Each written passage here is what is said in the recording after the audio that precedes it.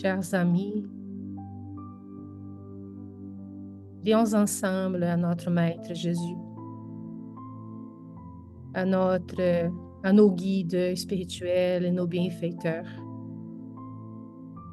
On remercie Seigneur de cette opportunité d'être ensemble, d'être avec nos amis, de recevoir chez nous la visite bienveillante de nos bienfaiteurs spirituels. Quand ton nom, Seigneur, vient à nous pour nous bénir, pour nous envelopper d'amour, de lumière, de tendresse. Nous voulons, Seigneur, vous remercier pour tout l'amour, la bienveillance que vous avez pour nous tous. Nous remercions, Seigneur, de l'opportunité de cette étude, de connaître la doctrine spirite, ces connaissances qui ouvrent nos yeux, nos oreilles, pour la vie immortelle. Ces messages d'amour, Seigneur, que nous recevons, nous permettant de grandir, nous permettant de devenir plus forts, d'avoir plus de conscience,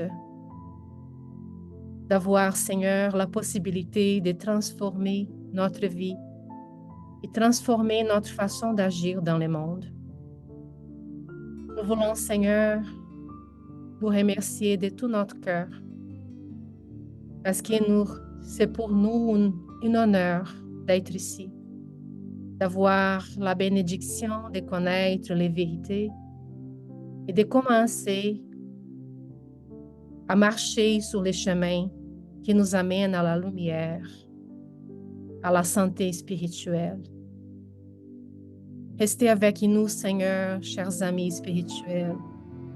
Inspirez-nous, aidez-nous à mieux comprendre ces connaissances et surtout les mettre en pratique à chaque jour. Merci, Seigneur, de votre présence toujours avec nous. Ainsi soit-il.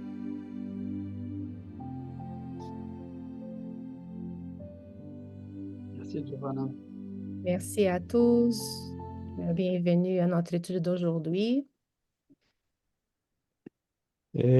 En sachant que nous avons envoyé un texte qui est assez long, nous allons peut-être faire un raccourci.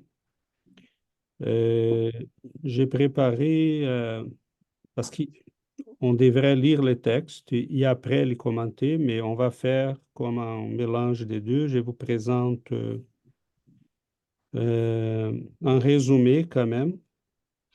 Et malheureusement, si ceux qui n'ont pas eu le temps de lire le texte vont peut-être être obligés de s'y fier à nos explications, mais ceux qui ont lu vont être quand même plus chanceux parce que bon, vous avez déjà en tête une partie des éléments, donc ça va aider certainement. En fait, les livres, ils sont revenus en racontant, si on peut les traduire comme ça en français.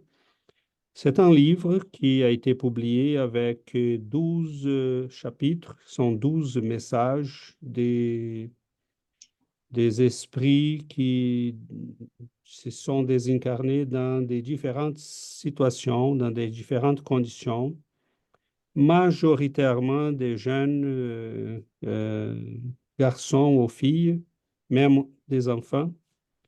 Et il y en a plusieurs livres comme ça qui ont été publiés parce que Chico recevait ces messages à chaque semaine pour des gens qu'il n'avait jamais rencontrés, comme on a déjà expliqué. Et ces chapitres en particulier, ils s'appellent Trois frères sur les chemins de la rédemption. Donc, on va l'étudier. Initialement, on aimerait, comme il s'agit de la vie des gens, la vie personnelle, ils ont eu Le courage. le courage, la bonté de partager leur vie. Donc, nous avons toujours l'habitude d'y remercier. Donc, nous allons étudier un message qui parle de la vie des gens, de leur lutte, de leur douleur. Et en partageant leurs histoires, il nous permet d'apprendre et de grandir. Donc, nous allons étudier avec tout respect parce que des fois, on est un peu tenté par la curiosité, mais oh, que s'est-il passé? Pourquoi telle personne n'a fait pas ça, cela? Mais non, on prend ce qu'elle a et avec tout le respect. Et nous en sommes très reconnaissants de leur courage, aussi à Chico d'y avoir reçu ces messages, des familles qui ont autorisé la publication de ces messages. Donc, j'aimerais enregistrer ici notre gratitude, notre remerciement. Ces messages en question a été envoyé par un de ses frères. Je crois que c'est celui plutôt À gauche. à ma gauche. Je ne sais pas, peut-être C'est pour le plus vous. grand, le C'est plus haut. les plus hauts. Ils sont trois frères qui, d'une manière assez épouvantable, euh, sont désincarnés la même journée, noyés. Donc, s'ils vont citer cette église, on va en parler tantôt. Je vous mets déjà un peu des images pour qu'on puisse comprendre les choses.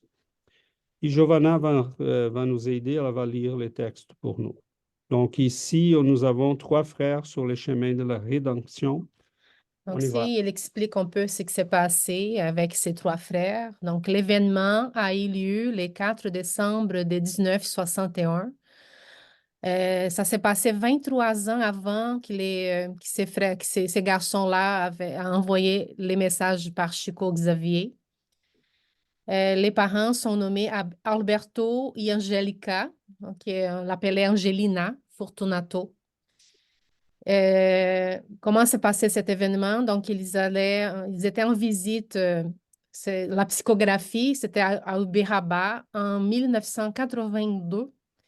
Lors d'un bref échange avec les couples, Chico identifie à leur côté Maria Justina, qui c'était la grand-mère d'Alberto, et Dona Angélica Nascimento, la grand-mère d'Angelina, ainsi qu'un monsieur japonais qui était un vieil ami du couple.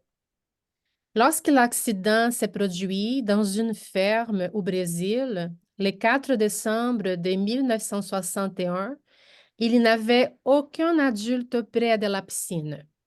Seuls s'y trouvaient les trois enfants du couple Fortunato. Jair, âgé de 13 ans, Osmar, 15 ans, José, 16 ans, et un autre petit garçon, fils de l'autre. On sait que Jair, dont c'était son anniversaire ce jour-là, a été le premier à entrer dans la piscine. Il s'est rapidement noyé et les deux frères ont plongé pour les sauver. Ils se sont débattus et sont morts ensemble, malgré la tentative de sauvetage du petit japonais avec une perche en bambou. Donc voilà un événement assez Triste. triste et, et ça pourrait passer comme simplement une tragédie de plus dans l'histoire des vies humaines, mais nous avons quand même ici la possibilité d'y voir autrement. Donc, ici, on va parler en PHP. Il va raconter, un des garçons va raconter par Chico les processus en PHP de sa désincarnation. Il va dire: Je ne peux rien détailler sur la fin du corps dont nous nous sommes débarrassés, comme quelqu'un se trouvant dans l'obligation d'échanger un vêtement usé et impossible à ajuster. Le sommeil forcé qui nous a saisis tous les trois était quelque chose d'inexplicable. dont nous sommes revenus à la conscience des jours après l'étrange dénouement. Bon, si on regarde un petit peu dans la question 154 du livre des esprits, c'est poser la question douloureuse est la séparation de l'âme et du corps? Non, les corps souffrent presque toujours plus pendant la vie que lors du moment de la mort. L'âme n'a rien à voir avec cela.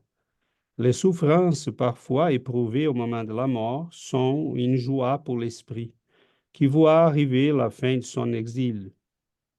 Dans la mort naturelle, celle qui survient par l'épuisement des organes en conséquence de l'âge, l'homme quitte la vie sans s'en rendre compte. C'est une lampe qui s'éteint faute d'huile. Évidemment, on parle même dans une mort, et ça vient d'une situation de stress et difficulté. On sait que les esprits racontent qui, mettons, des gens qui se sont noyés ou qui ont subi des accidents, la souffrance vient plutôt du moment d'incompréhension, du choc, mais dès que l'esprit se laisse aller, mais la souffrance est comme qui est bloquée. Et très souvent, ils vont raconter qu'ils tombent dans un sommeil assez profond, duquel ils vont s'y réveiller déjà dans les mondes spirituels. Donc, les garçons n'expliquent pas beaucoup qu'est-ce qui s'est passé. On pourrait en discuter, mais c'est clair qu'à ces moments-là, ils sont pris dans une situation difficile. Euh, et on va en parler davantage peut-être au long de notre étude. Ici, il va raconter un peu la situation de l'après-mort, donc sa prise de conscience. Nous étions tous trois alarmés et malheureux à l'hôpital, où nous avions été transportés, lorsque deux dames se sont détachées des services de soins infirmiers pour nous adresser la parole. Cependant, ces deux dames se sont présentées comme nos grands-mères, Maria Justina et Angèle. Ils nous ont informés avec naturel et sans aucune intonation agressive que nous étions retournés au foyer, au grand foyer de notre famille dans la vie spirituelle. Mes frères et moi avons pleuré, comme cela ne pouvait pas arriver. Et de nombreux jours après, et moi se sont passés dans cette situation d'incompréhension et de douleur. Donc, nous constatons qu'ils reviennent à la conscience, ils sont déjà dans le plan spirituel. Ils s'y trouvent dans un hôpital, ils s'y croient peut-être, bon, on a vécu là quelque chose de bizarre, on a eu probablement une perte de conscience, on a subi une perte de conscience. Ils s'y réveillent et, bon, à l'air qui, leur grand-mère, je pense qu'il a manqué un et peut-être ici, euh, leurs grandes-mères n'ont pas vraiment pris beaucoup de temps, si, peut-être parce qu'ils sont jeunes et c'est mieux d'en parler directement. Mais elles ont révélé la vérité et bon, vous êtes de retour à la maison. Mais ils racontent que de nombreux jours et des mois se sont passés dans une situation d'incompréhension et de douleur. Donc, on voit que ce n'est pas toujours facile euh, parce que, bon, c'est quand même un grand choc partir de la vie matérielle comme ça. Dans la question du livre des esprits, il nous parle que quand on arrive à la mort par l'épuisement du fluide vital, bon, ça c'est mieux parce qu'on part, on ne s'y rend même pas compte. Mais ce n'est pas nécessairement le cas quand on est jeune, on est plein de fluide vital et on est enlevé de la vie physique par un drame assez difficile. Donc, C'est triste. après ça, il va nous en parler. Ce qu'on remarque ici, que quelqu'un qui est un peu en dehors du niveau de la famille, donc on remarque assez souvent qu'il y a toujours l'interférence, l'action de quelqu'un externe qui vient assez souvent avec une autorité morale, même dehors la famille, pour agir et changer la situation. Donc, c'est le cas qu'on verra ici. Donc, 2 ans plus tard, nous avons été visités par un ami de notre famille qui se faisait appeler Miguel Pereira Landim, respecté et admiré par nos proches dans la vie spirituelle. Notre grand-mère, Maria Justina, nous a permis de lui poser des questions et nous trois lui avons demandé la cause de ce qui s'est passé lors de notre voyage à Mogi. Mogi est une ville au Brésil, à l'état de São Paulo, qui s'appelle Mogi Mirim. C'est où se trouvait la ferme où les 3 garçons sont décédés. Cet homme-là, Monsieur Miguel, a souri et a fixé les jours où il nous donnerait connaissance des causes premières de l'événement. Miguel Pereira Landim est un personnage historique connu pour avoir fondé la ville de Bitinga, située à l'intérieur de l'État de São Paulo, au Brésil.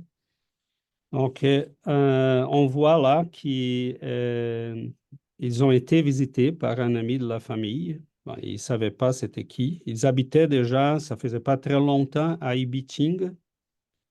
Et étrangement, ils sont visités par ces messieurs qui étaient quelqu'un reçu là par leur grand-mère, probablement, et les gens autour avec un grand respect et admiration.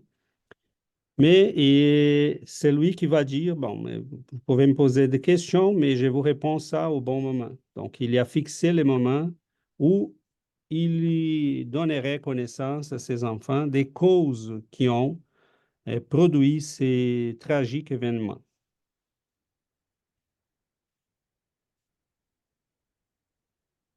Donc ici, seulement pour vous mettre en contexte, l'Église, dans une photo plus récente, et pour avoir un peu l'idée où se trouve la ville. Donc, Ibitinga, c'est peut-être Au centre de São Paulo. bien au centre de São Paulo. Et l'Église a aujourd'hui ce visage-là, est bien semblable en fait à celle que nous avons eue là dans la photo précédente. Donc ici, il va nous raconter la révélation des causes. Donc, pourquoi cette tragédie? Revenant à nous, au jour prévu, il nous a amenés tous les 3 à l'église du Seigneur Bon Jésus à Ibitinga. Nous sommes entrés curieux et inquiets. L'église était pleine de militaires désincarnés. Beaucoup d'eux portaient les médailles qu'ils avaient gagnées. D'autres arboraient des drapeaux. Dans mon cœur, les souvenirs que je n'arrivais pas à cacher a commencé à surgir. Tout à coup, je me suis vue dans l'uniforme dont je ne me souvenais pas, aux côtés de mes frères également transformés en hommes de guerre. Et notre regard s'est inexplicablement tourné vers les scènes qui se déroulaient devant nous. Je suis honteux de l'avouer, mais ma conscience ne me permet pas de reculer. Je me suis vue avec mes frères dans une bataille navale, que je vous demande la permission de ne pas mentionner par son nom, où nous, en tant que Brésiliens, combattions nos frères d'une république voisine. Nous coulions des êtres sans aucun lien avec les ordres belliqueux, dans les eaux du grand fleuve, des êtres qui, en vain, demandaient notre clémence et la vie. Donc, il vient ici de révéler les causes qui étaient à l'origine. Il lui demande permission de ne pas mentionner la bataille en question parce qu'au Brésil, cette bataille est quand même considérée comme un grand fait militaire, une grande victoire de l'armée brésilienne dans la guerre contre le Paraguay. Et pour vous donner une idée, à peu près là, la guerre du Paraguay, qui fut le plus grand conflit armé international en Amérique latine, a eu lieu entre le Paraguay et la triple alliance formée par l'Empire du Brésil, l'Argentine et l'Uruguay. Les conflits s'est déroulé de décembre 1864 à 1870. La bataille navale de Riachuelo, ou simplement bataille de Riachuelo, a eu lieu le 11 juin 1865. Notons bien que nous sommes en 1961 pour la désincarnation, presque 100 Un ans. siècle après. Sur les rives du ruisseau Riachuelo, un affluent du fleuve Paraná dans la province de Corrientes en Argentine. C'était un événement décisif et victorieux, considéré par les historiens militaires comme l'une des batailles les plus importantes de la guerre du Paraguay, marquant la victoire brésilienne dans la guerre.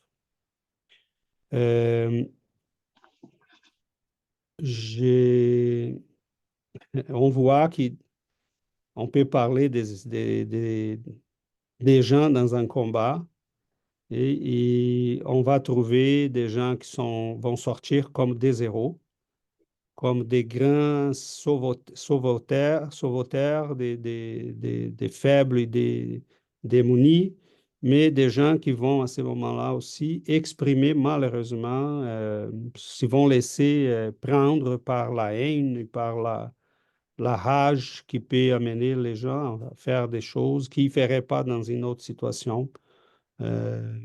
Donc, cela les hantait, comme il y a dit, et a bloqué leur vie, disons, pendant un siècle, jusqu'à ce que les comptes soient ajustés avec la providence divine et avec surtout leur propre conscience. C'est ça qui est plus intéressant.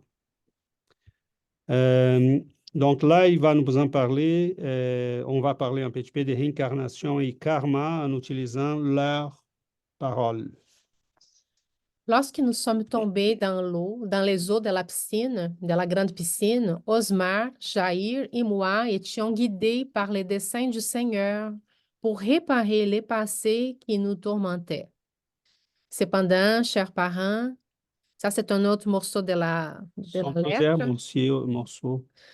Il parlait à ses parents. Cependant, chers parents, gardez cette information avec vous et avec nos chers frères, afin que nous sachions tous que l'injustice n'est pas de Dieu et que nos souffrances et nos épreuves se produisent à notre demande pour que notre vie spirituelle, la seule vraie, devienne plus acceptable et plus conforme aux lois divines qui nous gouvernent tous. C'est alors que le chef Landin a pointé du doigt une ancienne image de Jésus, du Seigneur bon Jésus, et a parlé à voix haute que cette figure du Christ était venue du fort Itapura à notre ville et que, face à Jésus, nous avions tous les trois réglé une dette qui nous tourmentait depuis longtemps. Donc, on voit là, le fort Itapura était un fort qui était utilisé par l'empereur brésilien. Il servait comme un bureau des rencontres pour les stratèges de la guerre. Et étrangement, l'image ici qui nommait l'église où il s'y trouvait est venue de ces forts où c'était un des lieux de combat. Cette famille s'est déplacée pour habiter à Ibitinga, donc où il y avait un messier qui était, les fondateurs de la ville, était en fait quelqu'un très impliqué dans les combats, lui aussi. Donc, il y a plusieurs choses là à considérer, mais si on revient à ce qu'il dit au début, lorsqu'ils sont tombés dans les eaux de la grande piscine, les trois étaient en fait appelés à réparer devant la vie les tristes événements d'un siècle avant. Donc, si nous regardons dans les livres des esprits, Les questions 258. Lorsqu'il est dans l'ératicité, avant de commencer une nouvelle existence corporelle, l'esprit a-t-il conscience et prévision de ce qui lui arrivera au cours de la vie terrestre? La réponse des esprits. Il choisit lui-même le genre d'épreuve qu'il traversera, et c'est là son libre arbitre. Question 264. Qu'est-ce qui guide l'esprit dans les choix des épreuves qu'il veut subir? La réponse, il choisit en fonction de la nature de ses fautes, celles qui le mèneront à expier celles-ci et à progresser plus rapidement. Certains s'imposent donc une vie de misère et de privation dans le but de les supporter avec courage. D'autres préfèrent expérimenter les tentations de la richesse et du pouvoir, bien plus dangereuses en raison des abus et de la mauvaise utilisation auxquelles elles peuvent donner lieu, et des passions inférieures que ces dernières développent. Enfin, beaucoup décident de tester leur force dans les luttes qu'ils auront à mener en contact avec les vices. Et la question 266. Ne semble-t-il pas naturel de choisir les épreuves les moins douloureuses? Et la réponse, cela peut vous sembler ainsi. Pour l'esprit, ce n'est pas le cas. Dès qu'il se détache de la matière, toute illusion cesse et la façon de penser change. Une question qu'on peut trouver dans les livres des esprits. Et voilà, et qui nous ramène un peu à la réflexion de ce qui vient d'être lu et écrit par ces garçons qui racontent euh, courageusement les faits vécus il y a un siècle et qui ont en fait entamé tous ces processus. Donc, le choix des épreuves se fait dans la vie spirituelle parce que nous avons conscience pleinement de notre situation, de nos vécus, des conséquences que nos actes ont eu sur les autres et surtout sur nous-mêmes. C'est certain que on n'est pas au courant de combien de temps ils ont vécu après les événements de la guerre, mais c'est certain qu'ils ont vécu avec une conscience très, très euh, culpabilisée. Donc, les remords probablement les a hantés toute leur vie, euh, parce qu'à un moment, de prime abord, on s'est dit, ben, j'avais une raison, j'étais dans une guerre et c'est normal qu'on puisse faire ce genre de choses, mais leur conscience certainement leur disait que non et qu'ils avaient dépassé largement ce qui, entre guillemets, une guerre nous permet. Parce que même la guerre, il y a des règles. Donc, les choix des épreuves, des fois, sont faits dans un niveau de conscience et même des fois, les esprits vont nous dire que nos bienfaiteurs vont nous faire réfléchir pour enlever, en fait, notre volonté de «Oh non, non, je vais tout régler». Il dit «Non, non, tu ne peux pas tout régler. Pour l'instant, ce n'est pas possible». Allons-y doucement. Mais il y a des choses qui nous tourmentent de telle manière que même quand les bienfaiteurs nous offrent la possibilité de payer cela par un autre moyen, cela tourmente tellement la créature qu'elle-même demande, non, non, non, il faut qu'on passe par là. Donc, ce n'est pas le seul chemin, on le sait. Dieu nous laisse toujours la possibilité de payer nos dettes et de revenir à notre entente avec la loi divine par des moyens autres que les épreuves, les expiations, par l'amour, par le travail, hein, mais des fois, on n'est pas prêt même à ça. Donc, pour finaliser, sa mère nous raconte, va raconter à l'éditeur du livre qu'elle a eu un rêve, en fait, qui... euh, Ela avait rêvé, nous a raconté qu'à la veille de l'accident, avait eu un rêve très net dans lequel deux de ses enfants mouraient. L'un noyé dans un lac et l'autre dans un accident de voiture. Mais elle n'était pas réveillée, impressionnée. Elle-même a insisté pour aller à la ferme de Mogi das Cruzes contre la volonté de son mari qui s'est réveillé indisposé car il avait été programmé le voyage récréatif également avec ses parents. Ce type de rêve que nous interprétons comme prémonitoire aide toujours la personne avant un moment difficile, parfois douloureux, déjà tracé par la loi des causes et des faits, atténuant l'impact de la durée de la dure réalité. Parce que dans ces cas, la personne qui rêve se souviendra seulement partiellement des informations et conseils reçus des bienfaiteurs spirituels. C'est pourquoi il ne faut pas toujours s'inquiéter. Il ne faut pas toujours s'inquiéter. Et on a pour finaliser, nous avons là plusieurs questions qui peuvent être soulevées par ces textes. La question des familles spirituelles. Donc, nous avons vu qu'ils étaient reçus dans l'Église par des anciens militaires, donc des esprits qui ont vécu les mêmes phénomènes, qui ont passé par les mêmes chemins, donc qui ont participé, euh, pas seulement physiquement, mais de manière émotionnelle à ces événements. On a les blocages des mémoires. On sait qu'on peut être désincarné, cela ne débloque pas les mémoires. Ils ont eu besoin d'aide pour cela. Mais des fois, on pense qu'en étant incarné, ces mémoires sont obligatoirement bloquées. Ce n'est pas le cas. Il y a des gens qui peuvent en se souvenir. On pourrait parler des esprits pendant les combats, des choix des épreuves, de la désincarnation et bien d'autres événements.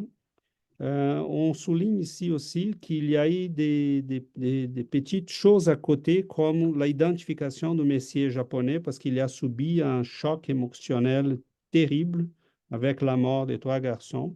Ça, c'était le propriétaire de la ferme. Il était désincarné une année après, un an après. Et pour la famille, en sachant qu'il était là avec les garçons, ça a été un soulagement et une consolation aussi. Donc, voilà. On vous présente, pour ne pas lire, et déjà expliquer un petit peu l'histoire. On vous présente comme une présentation PowerPoint pour peut-être faciliter, en espérant que cela ait facilité. Donc, il y a beaucoup d'informations, évidemment, mais on a souligné les choses peut-être les plus importantes. Donc, voilà, on ouvre la parole pour qu'on puisse en discuter et en réfléchir ensemble.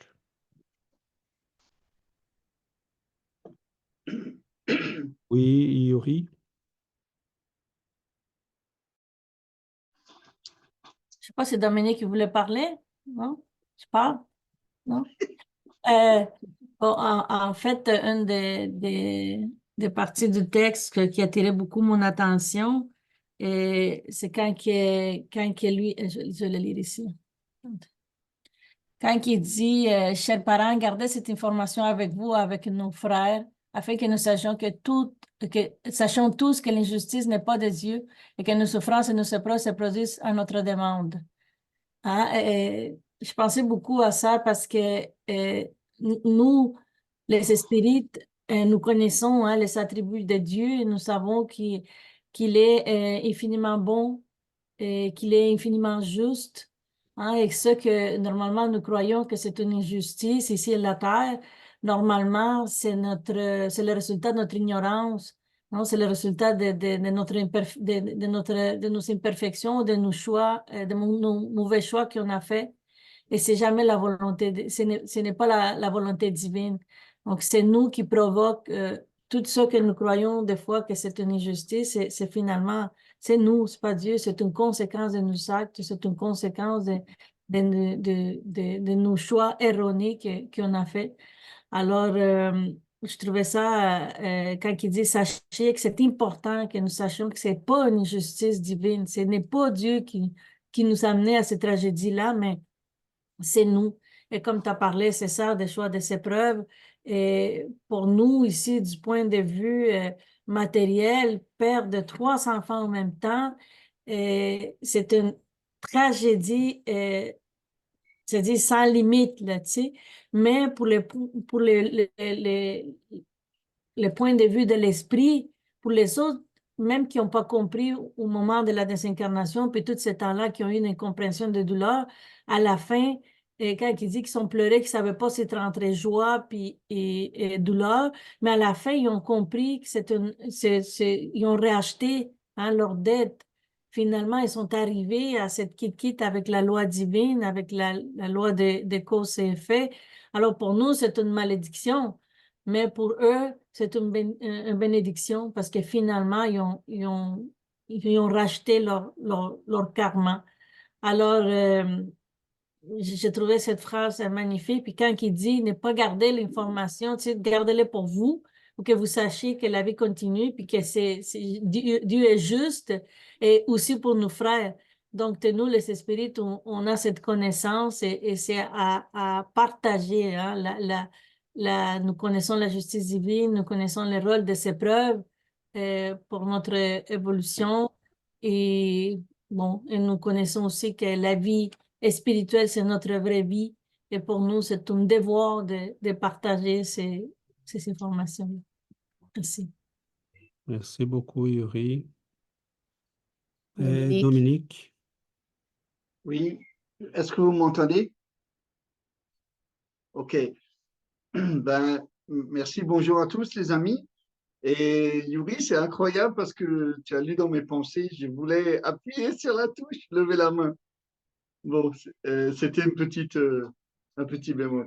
Alors, merci encore pour le choix de ce texte qui qui est sublime et très profond. L'histoire de ces trois frères qui est une tragédie sur le plan physique, des incarnés. Et lorsqu'on comprend la finalité, eh bien, c'est une joie, je dirais, entre guillemets. En fait, ce texte m'a fait penser à, à deux mots-clés qui sont la nécessité de la réincarnation. Et en fait, nous sommes obligés de passer par la vie corporelle, nous tous, esprits, afin de pouvoir évoluer et justement de participer au dessein de notre Père. Et comme on sait, Dieu, dans son infinie bonté, nous donne à tous le même point de départ. Nous sommes créés simples et ignorants. Nous avons tous les mêmes outils et dans cette boîte à outils, il y a le libre arbitre. Donc certains l'utilisent à bon escient, je dirais, et d'autres, et bien sûr, profitent du fruit de cet arbre qu'ils ont planté à bon escient, et d'autres, eh bien, retardent l'avancement. On est un peu tous comme ça sur la Terre, à des degrés différents. Et donc, on est obligé de repasser par cette rédemption, comme l'explique la psychographie de Chico, de ses trois frères, et obligé de repasser par ce fameux RER qui est le repentir, l'expiation et la réparation. Et c'est dans le livre des esprits ou dans le livre des... Non, c'est dans l'évangile selon le spiritisme, Saint Louis dit que, en fait, ces esprits, par leur obstination, ils transforment l'incarnation par un châtiment. C'est exactement là, encore une fois, le libre arbitre. Lorsqu'on a compris, ben, on essaie de travailler, même si on n'y arrive pas tout le temps, c'est clair, hein, mais au moins on a dans notre cœur la volonté et l'envie de devenir meilleur. Et le second point, pour finir, c'était la justice de notre Père, qu'en fait, par la réincarnation, eh bien, il nous laisse toujours cette porte ouverte pour la réparation. Et ça, c'est le plus grand des messages que le spiritisme nous amène. C'est vraiment sublime et d'une force inouïe. Voilà. Merci les amis. Merci beaucoup, Dominique. Christophe? Chers amis, merci beaucoup à tous. J'aurais une question. Le livre, il est en portugais, je pense. Est-ce que le texte dit quelque chose par rapport aux parents? Parce que je me pose la question, je comprends le bien fondé de l'histoire de ces trois garçons-là, et ce qu'on récolte, on sème quelque part. Et je me pose juste la question, est-ce que le livre parle aussi des parents dans le sens où, pour les parents, c'est une souffrance aussi. Donc, quelle est l'implication quelque part de ces parents dans cette épreuve par rapport à leur vie passée? Peut-être ce serait pour moi une question importante aussi parce que je me dis que comme le hasard n'existe pas, je pense que ces parents-là, quelque part, ont un rôle important aussi à jouer et quelque chose peut-être d'important aussi à apprendre de cela.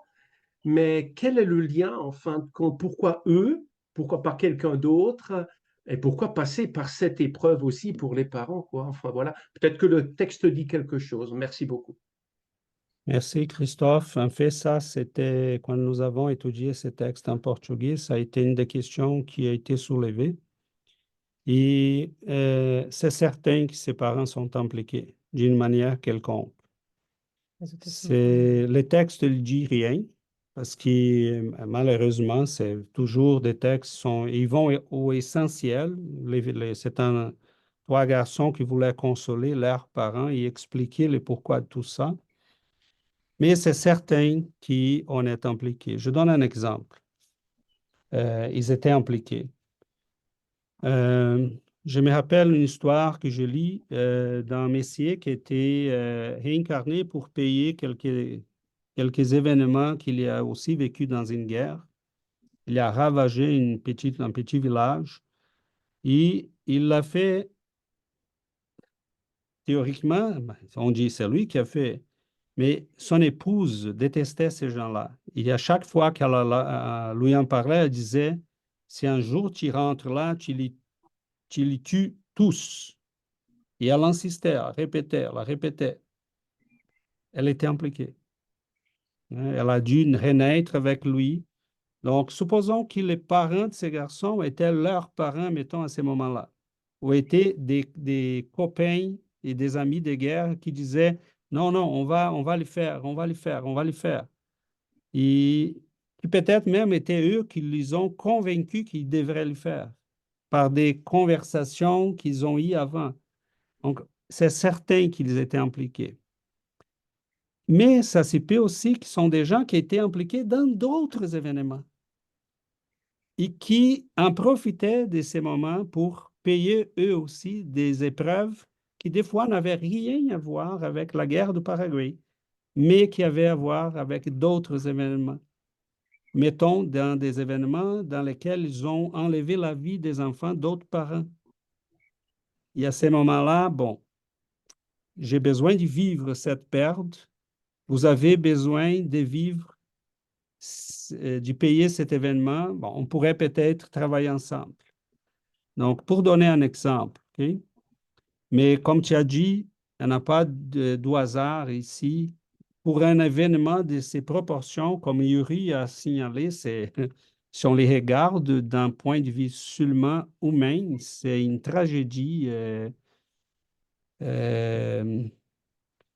C'est une tragédie terrible. C'est quelque chose qui nous fait... heureusement, nous avons la psychographie, les médiums, qui peuvent pallier un petit peu à notre ignorance dans ce sens, parce qu'au moment que ces garçons commencent à écrire, première chose, elle est vivante. Ils sont vivants. Deuxième chose, ils expliquent les pourquoi. Ils racontent les parties de l'histoire que nous ignorons. Et c'est là que la connaissance nous fait bien. Parce qu'on dit, OK, c'est terrible, c'est triste, je ne sais pas comment ses parents ont survécu à ça pour être seulement en 1982 à Uberaba, 23 ans après. 23 ans après, mais on voit qu'ils n'ont pas surmonté. Parce que 23 ans après, ils cherchaient encore des explications. Prenons la situation suivante, aussi pour ajouter quelque chose à la question que Christophe vient de soulever, cet élément-là. Je me rappelle des histoires. Combien d'enfants disparaissent aujourd'hui? Quelqu'un les a enlevés.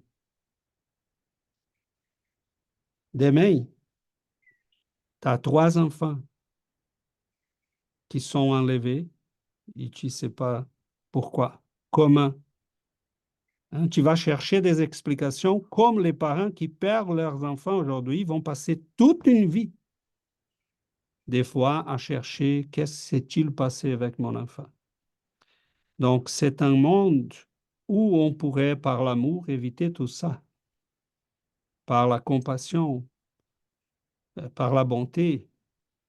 Mais malheureusement, des fois, dans la vie spirituelle, on dit, ben, je ne peux pas attendre 3 siècles, je vais régler ça parce que ma conscience ne me permet pas de continuer. Donc, c'est terrible, mais c'est certain que ce sont des événements que tout le monde qui est là est impliqué. Je trouve très étrange, entre guillemets, qu'ils se déplacent pour habiter, même les choix de la ville où on va habiter, c'est bizarrement, étrangement lié à notre passé. Donc, les gens qui nous entourent, les choses qu'on aime, l'énergie en nous amène à vivre et à chercher les choses qui nous sont semblables, qui font partie de notre vie, de notre histoire. Est-ce que cela enlève la complexité des événements? Est-ce qu'on peut tout comprendre? Non. Mais à un moment donné, on s'est dit, moi, je ne peux pas tout comprendre, mais je sais qu'il y a une logique derrière tout ça, qui pour l'instant, c'est peut-être même pas nécessaire de la comprendre au complet. Mais je sais qu'un événement de cette magnitude, il ne serait pas les fruits de hasard. Donc, voilà. Christophe? Merci beaucoup, César. On est dans l'acceptation, quoi. Même si on ne comprend pas, accepter.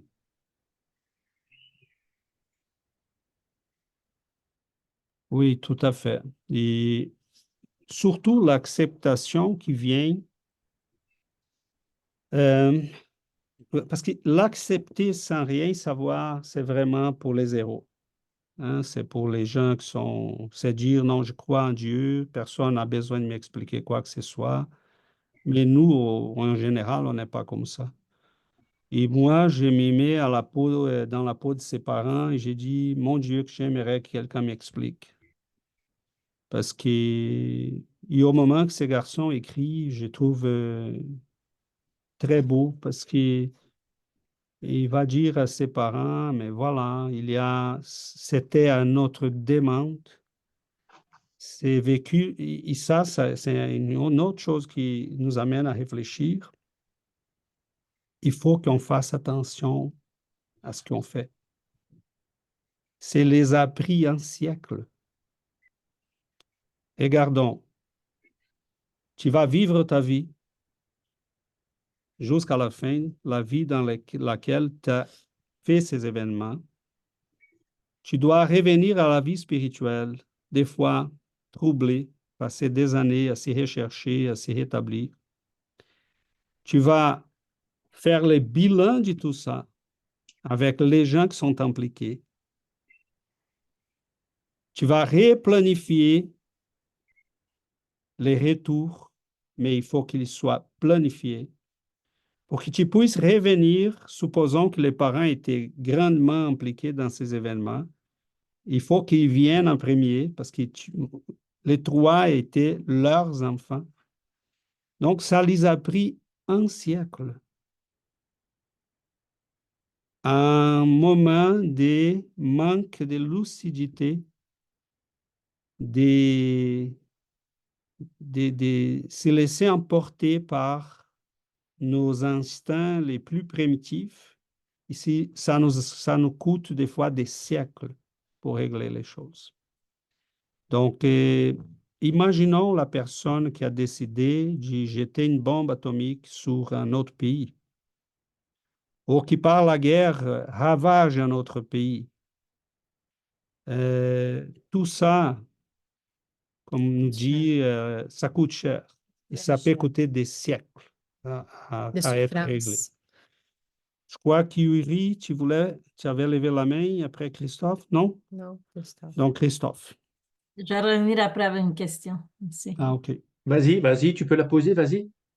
Donc, ça va, Christophe, tu peux y aller. Ok, merci beaucoup. En fait, oui, c'est vrai. il faut que nous fassions attention à ce que nous pensons, nous disons et ce que nous faisons, toujours dans la conscience qu'en fin de compte, tout est spirituel. Et pourtant, nous avons des épreuves et nous avons engendré des épreuves. Et puis peut-être que là même, encore une fois, nous engendrons encore des épreuves. Car il me semble même, si je sors d'ici, je ne suis pas un esprit parfait. Donc, d'une manière ou d'une autre, même si je fais très attention, alors que c'est super important de faire très attention, je ne peux pas empêcher de grandir. Et si je grandis, je ne peux pas m'empêcher de mettre peut-être l'une ou l'autre situation en place qui me fera souffrir pour vraiment profondément prendre conscience de ce que j'ai fait sans m'en rendre compte et apprendre et ne plus le faire. C'est pour ça, là aussi, quelque part, la souffrance, c'est quelque chose que je n'aime pas du tout. Mais c'est vraiment quelque chose aussi qui indéniablement, qu'on le veuille ou pas, nous fait grandir, quoi. Parce qu'on ne passe pas outre. On n'est pas de 0 à 100, quoi. C'est pas possible. Oui. Voilà, merci beaucoup. Merci Christophe, c'est exactement ça, parce que cependant, il y a un élément, tu allais parler, il y a un élément de conscience dans tout ça. Nous, présentement, on commence à faire attention. Des fois, on peut blesser quelqu'un sans le vouloir. Des fois, on les blesse, on est immédiatement conscient, on a le temps de dire excuse-moi. Des fois, on n'a pas. Des fois, on se rend compte une vingtaine d'années plus tard que, oh, peut-être j'ai blessé cette personne-là. Donc, mais il y a la justice divine, je pense, elle est avant tout amour et compassion. Et Dieu juge nos intentions. Des fois, on donne un comprimé à quelqu'un pour l'enlever un mal de tête et la personne est allergique, elle meurt. Et la justice divine ne va pas nous considérer un assassin. Elle va dire, tu voulais enlever la douleur. C'est arrivé, c'est un événement malheureux. Donc, il juge toujours nos intentions. Mais, comme Christophe a dit, nous commençons déjà à faire attention à tout ce qu'on dit, même à ce qu'on pense. Tout, tout, absolument tout est important. Yuri, et après Giovanna. Oui, je voulais juste, j'entendais depuis tantôt, pourquoi on ne se rappelle pas, pourquoi on ne se rappelle pas. Alors, je pense que tu vas pouvoir expliquer mieux que moi, mais je voulais partager, hier, nous avons reçu un esprit qui nous dit, euh, je recevais les images, les informations, des choses que j'avais faites à un moment donné, un moment donné. Et puis, il m'a dit, je viens te rappeler le mal que tu as fait, comme ça, tu ne le ferais plus. Et je pensais en lien avec ce que j'entendais, puis qu'est-ce que notre texte, dans ces cas, pour ces garçons-là, ils ne se rappelaient pas en vie quand ils étaient incarnés. Puis après ça, c'est des blocages, comme tu as dit, les thèmes qu'on pouvait parler, les blocages sur les libérations des souvenirs. Pour certains, comme mettons comme nous, si je me rappelais, ça me donne un avis pour ne pas le refaire. Et pour certains, si les gens ils se rappelaient, ils ne pourraient pas comme avancer. Donc, c'est tout le temps, il y a tout le temps, je pense que ça dépend de chacun, des niveaux d'évolution spirituelle, du besoin évolutif pour se rappeler ou non de ces souvenirs-là. Hein, il y a l'oubli du passé. Donc, c'était assez insistant pour répondre à cette question-là. Merci. Je crois que c'est une des plus belles preuves d'amour de notre Père envers nous, qui nous enlève la mémoire des événements qui pourraient nuire complètement à de nouveaux essais. Parce que chaque incarnation a l'air de beaucoup, mais c'est un petit moment qu'on a, ça passe très vite et qu'on a l'opportunité donnée par la vie, par Dieu, de recommencer, de faire autrement. Dieu n'est pas un comptabiliste. Il n'est pas intéressé à nos petites fautes, à nos affaires. Et il veut qu'on apprenne la leçon. Et la leçon à apprendre, c'est l'amour. Est-ce que vous avez appris? Est-ce que vous avez compris de vos erreurs? Est-ce que vous avez grandi? C'est ça, il n'est pas intéressé à faire la comptabilité pour dire, ah, maintenant ça va. Hein. Une personne avec un geste d'amour, elle a pu euh, effacer un passé terrible avec un geste de sacrifice au nom d'une cause. Mettons, j'ai vu récemment, je ne sais pas s'il a gagné le prix Nobel, mais j'ai vu un médecin en Afrique qui soignait les femmes victimes des abus et des viols. Mais des fois, on va regarder le passé de cet homme et il était un commandant de guerre qui violait des femmes. Mm. Est-ce que Dieu veut qu'il soit né comme une femme et violé par un homme pour qu'il... Non, on a toujours la possibilité de s'y rattraper et de s'y racheter par l'amour. Donc, dans les passés lointains des Chico Xavier ou des Bezerra de Menezes ou d'autres, il peut y avoir des choses, ou des mères Teresa, il peut y avoir des choses épouvantablement terribles. Mais qu'importe. Eux, ils ont déjà appris la leçon. Donc, si Dieu doit décider, hein, parce qu'on ne peut pas se rappeler seulement de ce qui nous intéresse. Est-ce que nous avons la maturité pour se rappeler que nous étions un roi? Il a été né dans une favela. On ferait quoi? Est-ce qu'on a la maturité pour regarder à côté de nous et dire, ce garçon-là qui vient d'y naître chez moi, c'est quelqu'un qui m'a assassiné? Avons-nous la maturité pour ça? Donc, Dieu, il fait les choses d'une manière qui est la plus gagnante pour tout le monde. En oubliant, nous avons toujours la possibilité d'y chercher un nouveau départ, de reconstruire, de rebâtir. Et ça, c'est important. Donc, c'est évident que le spiritisme, dans ce sens, nous aide beaucoup. Vous avez quelqu'un dans votre vie qui n'est pas très sympathique. Vous sentez quelque chose de bizarre à l'égard de cette personne. Des fois, quelqu'un de très proche, quelqu'un de la famille, un frère. Mais ça veut dire que nous avons eu quelque chose dans le passé. Ou nous étions complices des actes qu'on regrette, ou nous étions des ennemis, ou nous étions des amis qui ont vécu des expériences qui ça nous a été très mauvais. Ça, mais est-ce que c'est utile de se rappeler ou c'est préférable de dire, peu importe, il faut qu'on refasse dans les biens aujourd'hui? Et donc, l'éducation morale, ça devait être la base de toute notre éducation. Parce que très souvent, on enseigne les gens à revenir à ce qu'ils étaient déjà. Hein? Donc, je m'arrête là parce que le sujet est immense. On pourrait en parler encore de la force de notre psychisme, parce qu'à un moment donné, même qu'on ne s'y rappelle pas, on commence à revivre les choses qui sont en nous. C'est le seigneur de guerre qui veut à nouveau revenir à la guerre et qui va être colérique toute sa vie. C'est la personne faible qui revient à sa faiblesse. Il ne prend pas le temps d'y chercher le courage. Donc, à un moment donné, la force du passé revient sur nous. Il essaye d'y prendre le contrôle. Donc, si on s'y rappelait, c'est là qu'on s'en sortirait jamais. Parce qu'en ne s'y rappelant pas, des fois, on ne s'en sort pas. Imaginons si on s'y rappelait. Jonathan, tu avais levé la main après Dominique. Oui, bonjour à tous.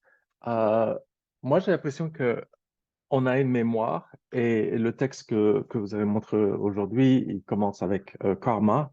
Et je pense que notre mémoire, c'est pas nécessairement des anciennes vies qu'on a eues. On se souvient pas de ça, mais je pense que c'est notre karma. Et quand je dis karma, c'est maintenant je prends conscience que quand j'ai grandi, je pense pas que j'avais une conscience. Je faisais juste ce que j'avais à faire. Et maintenant, je prends conscience que je construis sur l'énergie vibratoire de mon karma. Et je m'explique par là. Je pense que chacun de nous, on vient avec une énergie d'amour, de bonté ou de anger, whatever. Donc, si je pense comme ça, je ne sais pas si on vient tous égaux, je pense qu'on vient tous avec une énergie différente. Et dans mon cas personnel, ce que j'ai appris, c'est à développer ma conscience, à être more mindful. Et maintenant, la souffrance que Christophe mentionnait, maintenant, cette souffrance, pour moi, elle devient une opportunité. Et en fait, je pense que c'est ce qui arrive dans ce texte, où la souffrance corporelle de ces trois enfants ou des parents qui ont perdu ces enfants ou de cet ami japonais qui est décédé un an après, en fait, ça devient une opportunité pour construire sur leur karma, sur leur énergie et changer la vibration de ce karma. C'est ce que je pense. Et je pense que maintenant que j'ai conscience, et je pense que je l'ai dit plusieurs fois sur cette plateforme, c'est que tout ce que je fais, j'imagine que Jésus et Dieu me regardent. Et donc, tout ce que je fais, j'essaie de le faire par amour, est-ce que ça va, a red light for me is a green light for someone else. Un feu rouge pour moi, c'est un feu vert pour quelqu'un d'autre. Et j'essaie de constamment prendre conscience de ça. Et j'ai l'impression que ça construit sur mon karma. Et mon but, c'est d'utiliser ma vie corporelle maintenant pour développer cette conscience et pour mourir avec peace of mind, avec plus d'amour et de bonté, je pense. Oh, merci beaucoup, Jonathan. On pourrait en parler un peu plus sur la question du karma, plus spécifiquement. Mais je passe la parole à Giovanna et après à Dominique. Je voulais juste réagir rapidement à ce qu'avait dit Christophe et Jonathan qui vient de dire. Christophe a dit, je n'aime pas souffrir, personne n'aime souffrir. On n'aime pas. On n'aime pas souffrir, on veut éviter toutes sortes de souffrances, de tristesse, des moments difficiles. Mais il n'y a pas une autre façon de nous réveiller. Des fois, on souffre, mais Dieu, il vient nous chercher. Dieu, il vient nous réveiller pour reprendre les chemins de croissance, les chemins d'apprentissage. Et la douleur a aussi cet effet-là. La souffrance, il y a cet effet-là parce qu'on a besoin de nous lier à cette force divine. Et des fois, on oublie, on prend des mauvais chemins, on va loin. Donc, c'est sûr que nous avons toute la possibilité d'avoir un karma, et dépendamment de la souffrance, hein. Il y a des souffrances qui sont beaucoup plus grandes que d'autres. Donc, mais la souffrance a cet objectif, elle vient nous chercher. Et Léon Denis, je ne sais pas si vous connaissez ces livres-là de Léon Denis, Les problèmes de l'être, de la destinée. Il y a aussi Après la mort. Ce sont des livres à avoir et à lire toujours. Il y a 2 chapitres qui parlent de la douleur. Dans ces 2 chapitres-là, c'est énorme ce qu'on apprend sur la douleur et la souffrance. Il dit que la douleur, il pousse à nous renouveler et à nous perfectionner. La douleur est une loi pour notre équilibre et notre éducation. Et Jonathan disait que la douleur, c'est une opportunité. Et Léon Denis, il dit exactement ça, que la douleur est une bénédiction pour ceux qui savent la comprendre. Donc, pour nous, si on comprend la douleur, si on respecte la douleur et si on profite de la douleur, on va sortir plus grand, plus fort. Mais si nous n'acceptons pas la douleur, si on se rebelle, si on garde la rage, là, ça peut nous amener encore plus loin. Donc, dans l'Évangile selon l'Espiritisme, nous avons, dans le chapitre 5, on dit les mal souffrir, les bien souffrir. Donc, il faut qu'on apprenne à bien souffrir. Parce que si on souffre de la façon erronée, ça va nous amener encore plus loin de Dieu. Donc, la souffrance a l'objectif de nous racheter de nous faire grandir, de payer nos dettes parce que nous avons beaucoup. Parce que si nous sommes ici encore sur cette planète, c'est parce que nous avons fait plein d'erreurs et nous avons besoin d'apprendre de nos erreurs. Mais si nous n'acceptons pas les épreuves et ces souffrances, on peut aller encore faire des bêtises et empirer encore nos souffrances. Donc, c'est très important que nous apprenons à respecter la douleur et à grandir avec l'expérience que la douleur nous fait vivre, nous apporte. Donc, c'est l'espiritisme, moi qui j'ai à chaque jour, je remercie parce que c'est l'espiritisme qui nous permet de comprendre tout ça. Il y a des parents, imaginons les parents qui passent par des moments très difficiles comme cette histoire que nous venons de vivre. S'il n'a pas de connaissances, s'il n'a pas de réponse, c'est la souffrance et la terrible douleur pour toute une vie. C'est sûr qu'on va souffrir, dépendamment de la situation, mais avec la compréhension, la souffrance, c'est plus là, avec la foi, la confiance en Dieu. Et l'espiritisme nous apporte tout ça. C'est l'espiritisme qui nous aide beaucoup à comprendre les choses difficiles qui nous arrivent. Merci, Giovanna. Dominique? Oui, Giovanna, c'est super la connexion qu'il existe encore parce que tu es en train de lire le livre que l'on étudie tous les 15 jours, chaque dimanche. Et demain, il y a étude de ce livre de Léon Denis avec les amis du CELD.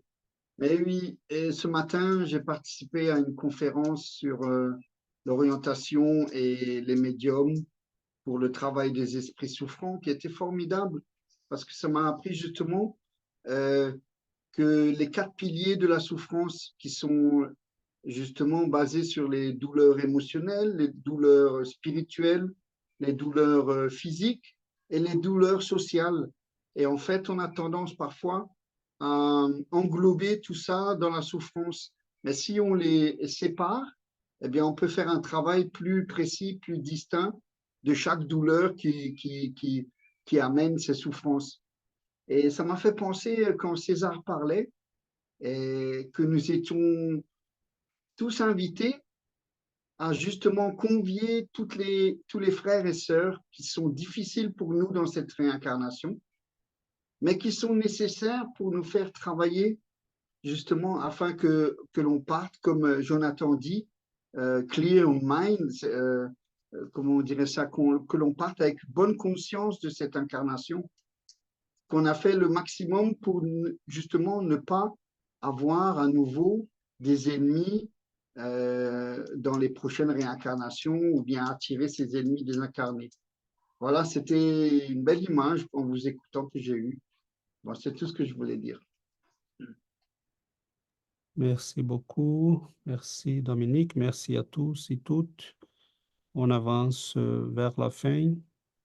Et c'est certain on a dans un texte comme celui-là une multitude d'éléments, des choses qu'on va malheureusement passer un peu à côté, comme la question des familles spirituelles, qui sont les gens qui se mettent ensemble parce qu'ils ont les mêmes goûts, les mêmes préférences, les mêmes vécus, les mêmes expériences. C'est très intéressant, c'est un sujet qui nous ramène à égrégore, qu'on dit en français, égrégore. C'est un sujet en soi. On a, dans un texte comme celui, évidemment, c'est pas possible qu'on rentre dans tous les sujets, mais ça viendra. Nous avons l'intention, les textes pour ces premiers chapitres ont été traduits au complet, donc ce qu'on a mis là sur les groupes, ça a été les textes au complet. On va doucement, de temps en temps, revenir et étudier un autre chapitre, pas à chaque semaine, mais à la fin, nous aurons les livres traduits au complet. Donc, on peut vraiment les composer comme un livre et rendre disponible ça. Je crois que c'est un genre des textes et des sujets qui pourraient vraiment intéresser aux gens. Ce sont des preuves disons, inquestionnable de l'immortalité. Et la famille arrive à Chico. Bonjour, bonjour, je suis Madame X, mon mari est ici.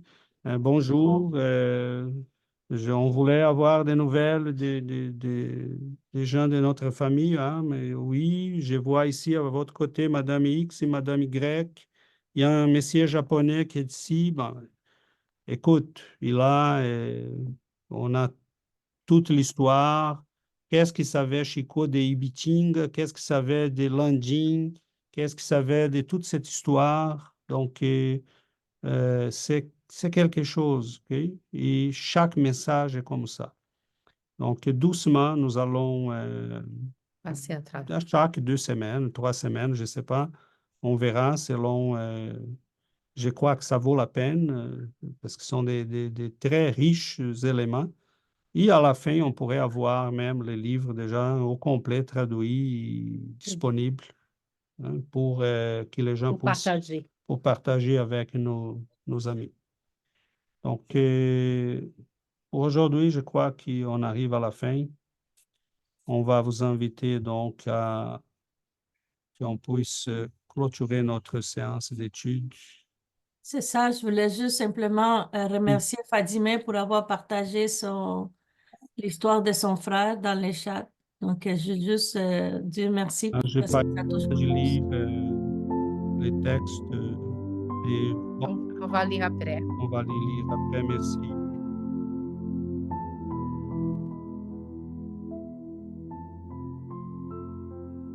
On va à notre prière.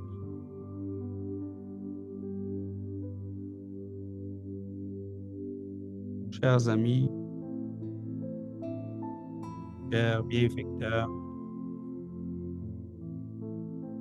notre maître d'amour et de compassion, les lumières, nous vous remercions tous de vos présences. Nous vous remercions de la bienveillance que vous avez à l'égard de nous tous. Et nous vous demandons d'éclairer nos chemins, de nous aider à retrouver à nous-mêmes, au milieu des combats que nous menons à chaque jour, que nous puissions voir, contempler ces chemins qui s'ouvrent à nous, les choix de grandir,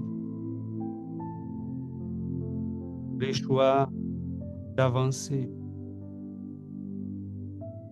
Aidez-nous, Seigneur, à ne plus retourner sur les mêmes chemins et tourner sur les pas que nous avons déjà enregistrés dans notre histoire,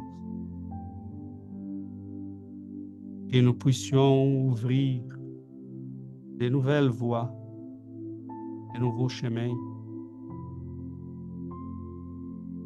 en divisant cette lumière qui nous montre les chemins.